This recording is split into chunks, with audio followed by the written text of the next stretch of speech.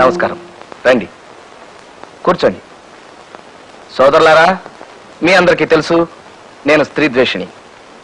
ఈ జీవితాన్ని ఇలాగే వెళ్ళమర్చాలని నా కోరిక.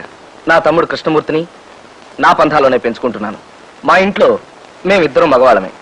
మా సెక్రటరీ కైలాసం మగవాడు, మా పని మనిషి సన్యాసి మగవాడు, ఆఖరికి మా ఇంటి గోడల మీద ఉన్న దేవుళ్ళ బొమ్మలు కూడా మగవాళ్ళవే. ఆడదేవతల బొమ్మలు మా ఇంటి గోడలను తాకటానికి కూడా వీల్లేదు. అసలు ఆడదంటే ఆడించేది అని అర్థం. స్త్రీ క్షణంలో ఏడుస్తుంది, క్షణంలో నవ్వుతుంది. ఏడ్చి మగాడిని ఏడిపిస్తుంది, నవ్వి మగాడిని ఏడిపిస్తుంది.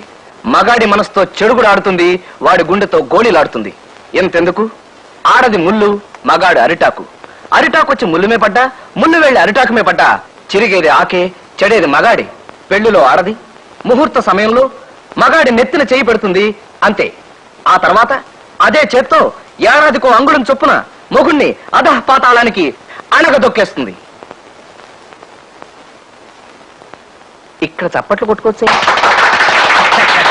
పురాణ ఇతిహాసాలను తీసుకుందాం. జగన్నాటక సూత్రధారి అయిన శ్రీకృష్ణుణ్ణి కాలితో తన్నింది సత్యభామ.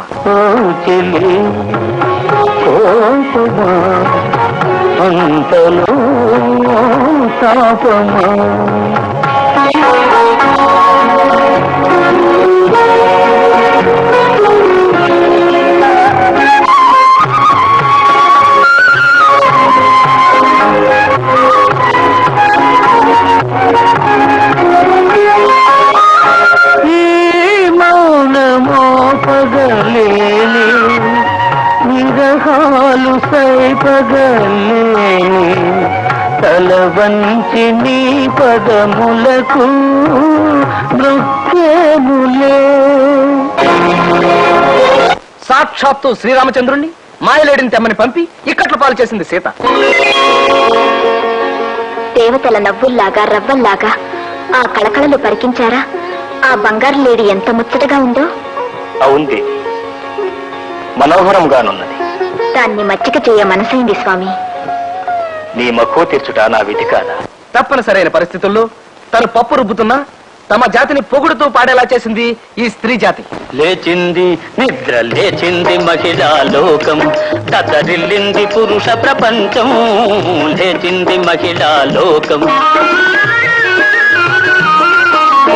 ఎప్పుడో చెప్పెను వేమనగారు, అప్పుడే చెప్పెను బ్రహ్మంగారు. ఇప్పుడే చెబుతా ఎన్నుకో బుల్లెమ్మా,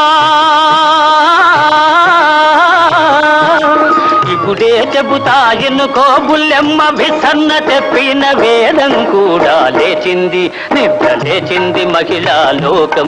ఇవాటికి ఉపదేశాలు చాలు, ఇక వెళ్ళరండి. యథావిధి హనుమయ్యకి నమస్కరించి పంచసూత్ర ప్రమాణం చేయి కృష్ణ. అలాగే అన్నయ్య. ఆడదానికేసి కన్నెత్తి చూడను, ఆడదానికేసి కన్నెత్తి చూడను, ఆడదాన్ని పన్నెత్తి పలకరించను, ఆడదాన్ని పన్నెత్తి పలకరించను, ఆడదాని మాట అసలు వినను, ఆడదాని మాట అస్సలు వినను, ఆడదాని ప్రేమలో పడను, ఆడదాని ప్రేమలో పడను, ఆడదాన్ని పెళ్లి చేసుకుని కష్టాలు పాలవను, ఆడదాని పెళ్లి చేసుకుని కష్టాల పాలవను. కళ్ళు మూసుకుని హనుమయ్యని ధ్యానించుకో కృష్ణ. మూసిన నీ కళ్ళల్లో ఎవరు కనిపించారు చెప్పు నాన్న.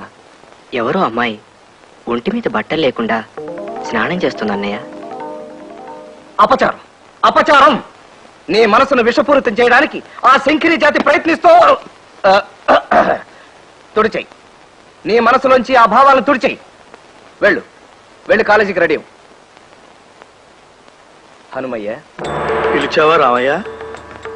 ప్రణామాలు హనుమయ్య. రామార్పణం. నాకు నీ ఆశీస్సులు కావాలి. శుభమస్తు. రా కూర్చో. కాఫీ ఏమైనా తీసుకుంటా? వద్దులే, పైత్యం చేస్తున్న ఈ మధ్య కాఫీలు టీలు మానేశాను. కూల్ డ్రింక్ ఏదైనా ఇప్పించు. ఒక్క నిమిషం. రా హనుమయ్య.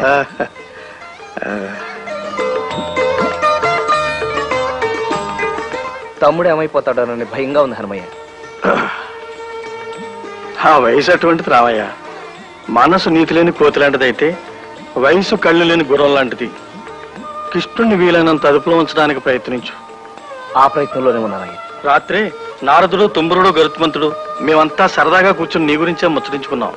పురుష ప్రపంచానికి నువ్వు చేస్తున్న సేవ అద్వితీయమైందని అందరూ నిన్ను పొగిడారయ్యా. అంతా మీ దయ.